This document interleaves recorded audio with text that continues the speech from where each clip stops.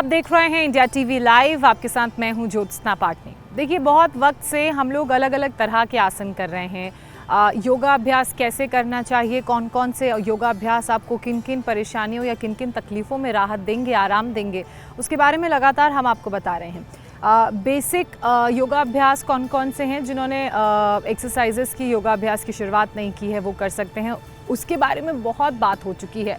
अब थोड़ा सा लेवल को अपग्रेड करने का टाइम आ गया है, तो बेसिक से थोड़ा आगे बढ़कर हम आज इंटरमीडिएट योगा अभ्यास की बात करेंगे। तो मैं 3 अभ्यासों के साथ शुरुआत करने जा रही हूँ, क्योंकि अब हम बेसिक से इंटरमीडिएट सीरीज़ में आ गए हैं। तो इसमें 3 तरह के अभ्यास हैं जो तीनों लेवल्स को कवर करते हैं। एक है बेसिक लेवल, दूसरा है इंटरमीडिएट लेवल, और जो तीसरा आसन मैं आपको बताऊंगी वो है एडवांस लेवल।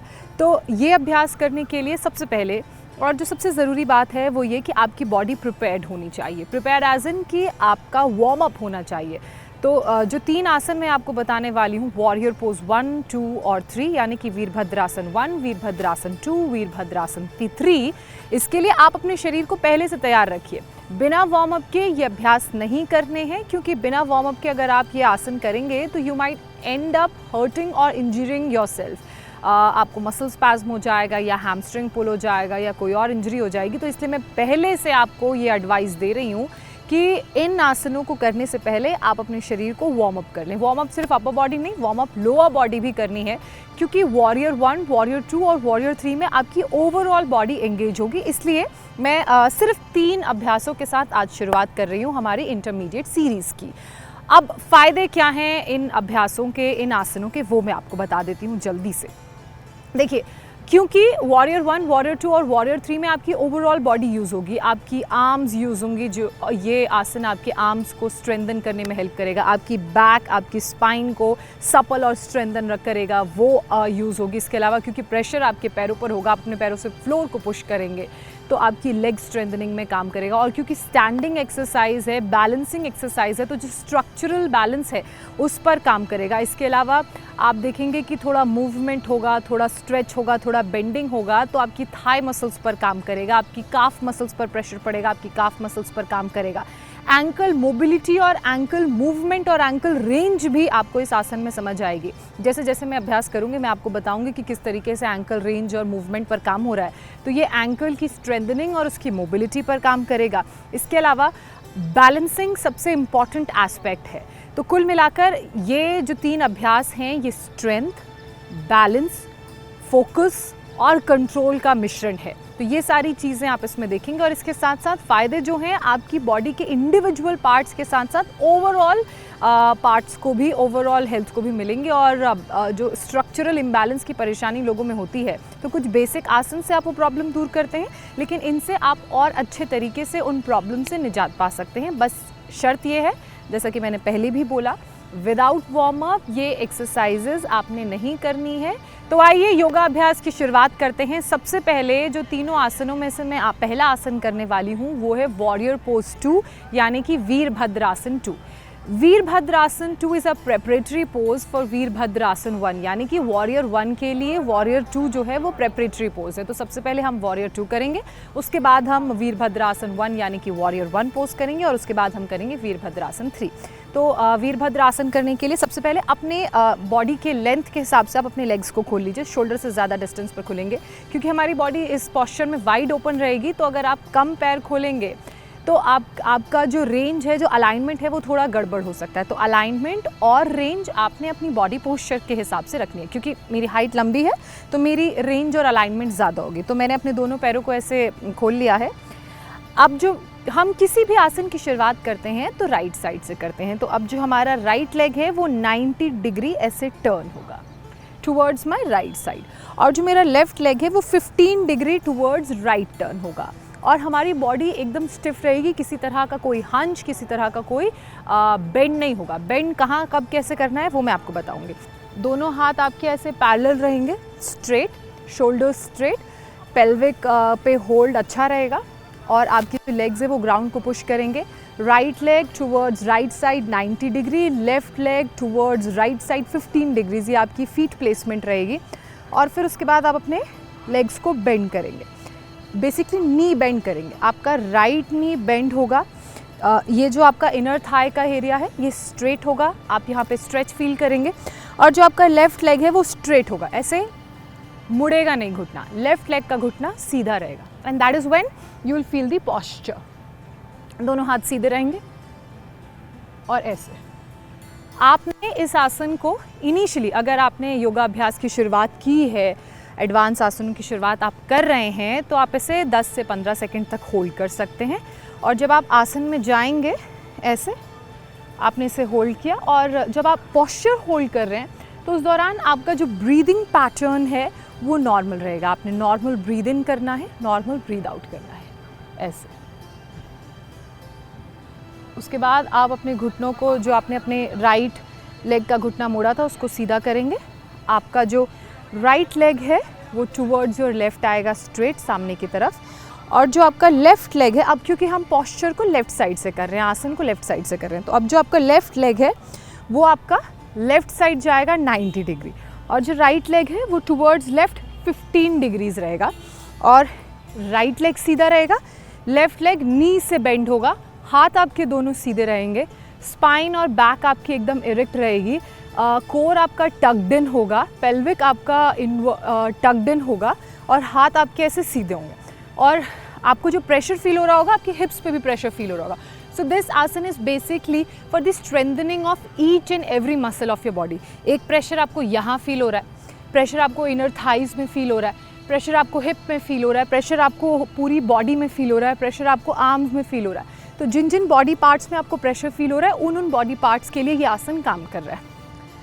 आपके हाथ ऐसे दोनों सीधे रहेंगे, और आपने अपने लेफ़्ट शोल्डर से लेफ़्ट साइड एक सेंटर पॉइंट की तरफ गेज करना है। आपका जो लेफ़्ट लेग का नी है वो बेंड करेगा, make sure your knee doesn't crosses your foot.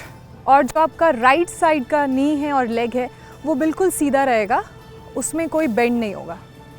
आपने इस आसन को 10 से 15 सेकंड के लिए होल्ड करना है। अगर 10 से 15 सेकंड के लिए होल्ड करना आपके लिए इजी है तो आप 30 सेकंड्स टू 2 मिनट तक होल्ड कर सकते हैं। अब जो हम अगला आसन करने जा रहे हैं वो है वीरभद्रासन 1, यानी कि वॉरियर पोज 1। तो वॉरियर पोज 1 के लिए सबसे पहले क्या पोजीशन रहेगी मैं वो आपको बता देती हूँ। आपके जो लेग्स हैं अगेन वाइड ओपन रहेंगे, रेंज इसमें वॉरियर 2 से भी ज़्यादा रहेगा क्योंकि हम बेंड होंगे। तो अब आप अपनी बॉडी अपने लेंथ के हिसाब से अपने पैरों की रेंज मेजर कर लीजिए। उसके बाद आपका जो राइट फीट है वो towards right side 90 degree angle में टर्न करेगा, और आपका जो लेफ़्ट फुट है वो टुवर्ड्स राइट साइड 15 डिग्रीज़ में टर्न करेगा। जो पैरों की मेजरमेंट है, जो ज्योमेट्री है वो सेम ही है वीरभद्रासन 2 की तरह, लेकिन this pose requires more of balancing, क्योंकि उस वीरभद्र 2 में आप अपने दोनों पैरों पे खड़े थे। अब इस आसन में आपका जो सारा प्रेशर है वो आपके राइट लेग पे रहेगा और लेफ़्ट फीट पे रहेगा, लेकिन जो पैर है वो आधा रेज्ड रहेगा। तो जो आपकी फीट है, आपका जो फुट है वो प्लेस्ड रहेगा ज़मीन पे, और आपका जो एंकल का एरिया है वो ऊपर ऐसे रेज्ड रहेगा। If you can see it like this. तो बेसिकली आपका half foot is on the floor and half is not on the floor. तो इसलिए इस आसन में थोड़ा बैलेंसिंग और कंट्रोल ज़्यादा चाहिए। तो आपने अपनी बॉडी के मेजरमेंट के हिसाब से अपने लेग्स का मेजरमेंट कर लिया। आपका right leg towards right side 90 degree, left legs towards right side 15 degrees ऐसे रहेगा। उसके बाद आपके जो पंजे हैं वो ज़मीन पर प्लेस्ड रहेंगे, और आपने ऐसे नीचे की तरफ बेंड करना है। जब आप नीचे बेंड करेंगे तो मेजरमेंट वही सेम है, आपका जो घुटना है वो आपके पंजों से बाहर नहीं जाएगा, और आपका जो राइट लेग है वो सीधा, लेफ़्ट लेग जो है वो सीधा रहेगा। जनरली लोगों के घुटने ऐसे मुड़ जाते हैं, तो घुटना मोड़ना नहीं है, सीधा रखना है। तो आपको पेल्विक में सबसे ज़्यादा स्ट्रेच फील हो रहा होगा ऐसे। उसके बाद आपने, जब आपका ये बैलेंस बन जाए, धीरे से अपने दोनों हाथों को अपने सर के ऊपर पैरेलल टू योर ईयर्स लेकर जाना है और नमस्ते मुद्रा में रखना है। Hold this asana for 15 to 20 seconds if you are just starting. अगर आप बिगनर से इंटरमीडिएट स्टेज पर पहुंच गए हैं तो आप 30 सेकंड से 45 सेकंड तक कम से कम 3 सेट में होल्ड कर सकते हैं। और अगर आप एडवांस स्टेज प्रैक्टिशनर हैं तो आप डायरेक्टली 2 मिनट्स का होल्ड इस आसन को दे सकते हैं। उसके बाद धीरे से हाथ आपने नीचे लाने हैं, अपने राइट लेग को ऐसे सीधा करना है, जो आपने घुटना मोड़ा था, और लेफ़्ट पैर को पूरा ज़मीन पर प्लेस करना है। उसके बाद आपका जो राइट लेग है वो अंदर की तरफ मुड़ेगा 15 degrees towards your left leg, और जो आपका लेफ़्ट लेग है वो 90 degree towards your left side. ध्यान रखिए कि जब हम ये आसन कर रहे हैं हमारी कोशिश ये रहती है कि हम सेट को इकट्ठा पूरा करें, हम एक सेट ब्रेक करके दूसरे में ना जाएं, क्योंकि इससे जो एंकल मोबिलिटी है, एंकल रेंज है, वो अच्छा होता है। अभी आपका पैर पहले इधर था, फिर आपने अपने बॉडी कंट्रोल और एंकल मोबिलिटी और रेंज के साथ अपने पैर को ऐसे मूव किया, फिर आपका दूसरा पैर आपने ऐसे मूव किया। तो ये बेसिकली आपकी एंकल स्ट्रेंथ कितनी है, आपका लेग का होल्ड ग्रिप कितना है, आपका पोस्चर कितना ठीक है, उसे भी बताता है। तो वही सेम प्रोसेस रहेगा। Right leg 15 degrees towards left, left leg 90 degrees towards left, और उसके बाद आपने अपने घुटने को लेफ़्ट लेग के ऐसे मोड़ना है, और जो आपका राइट लेग है उसके जो पंजे हैं वो आप ऐसे रेस करेंगे, और आपका जो लेफ़्ट लेग है और राइट लेग है वो वन लाइन में होगा। जनरली वन लाइन में अगर नहीं होता है तो थोड़ा सा अलाइनमेंट का दिक्कत होता है, तो आपने कोशिश करनी है कि ये सब वन लाइन में रहे। जब आप इस पोस्चर को होल्ड कर लेंगे, कंफर्टेबल हैं, आपने ग्राउंड की तरफ अपने पैरों से पुश करना है। आपका जब राइट लेग मुड़ा हुआ इस तरफ है लेफ़्ट साइड, तो आपका घुटना सीधा रहेगा, टर्न्ड है क्योंकि राइट लेग, और जो लेफ़्ट लेग है उसका जो घुटना है वो ऐसे नीचे की तरफ बेंड होगा, मेकिंग श्योर घुटना डजंट क्रॉसेस योर पंजा। अब जब आप ये बिल्कुल पोस्चर में बैलेंस्ड हैं, आपको किसी तरह का कोई दिक्कत नहीं है, तो अपने दोनों ही हाथों को ऊपर parallel to your ears, above your head लेकर जाना है, सर के ऊपर parallel to your ears. Again the same process, 15 से 20 सेकेंड इनिशियली होल्ड करना है।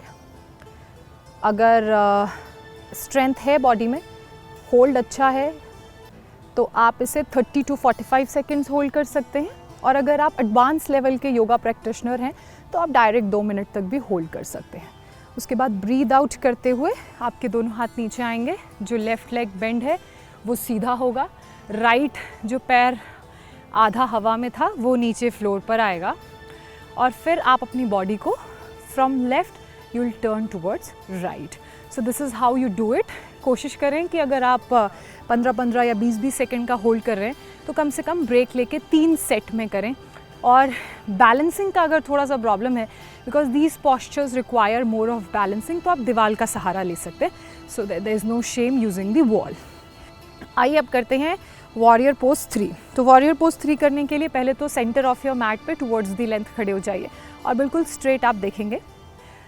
राइट लेग आप पीछे रेस करेंगे, और उसके बाद धीरे धीरे उसे सीधा करेंगे। जब आपका राइट लेग ऐसे पीछे रेज होगा और धीरे धीरे सीधा होगा, तो आपके जो दोनों हाथ हैं जो ऊपर हैं वो भी धीरे धीरे नीचे की तरफ बेंड करेंगे। आपके हाथ ऐसे बेंड होंगे और आपका लेग ऐसे धीरे धीरे उसी इक्विलिब्रियम में सीधा होगा। आपने बेसिकली यहाँ पे बैलेंस बनाना है।